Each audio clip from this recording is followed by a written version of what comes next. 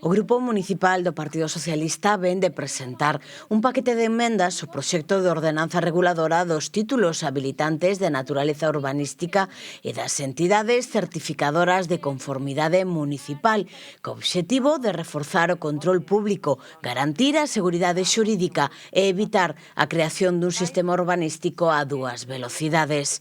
As emendas presentadas parten dunha premisa clara: a necesaria modernización e axilización dos procedementos administrativos non se pode facer a costa de debilitar as garantías públicas nin de desnaturalizar unha función esencial da administración, como é o control urbanístico. Neste senso, o Grupo Municipal considera que o texto proposto introduce un desequilibrio evidente ao otorgar a entidades certificadoras un papel que excede o dunha colaboración técnica auxiliar, aproximándose na práctica a unha substitución parcial das funcións públicas. Entre as principais propostas inclúese a obrigatoriedade de informes técnicos e xurídicos municipais en todos os procedementos. Desde o Grupo Municipal Socialista advírtese de que o modelo plantexado pode introducir desigualdades no acceso a procedementos urbanísticos, favorecendo vías máis rápidas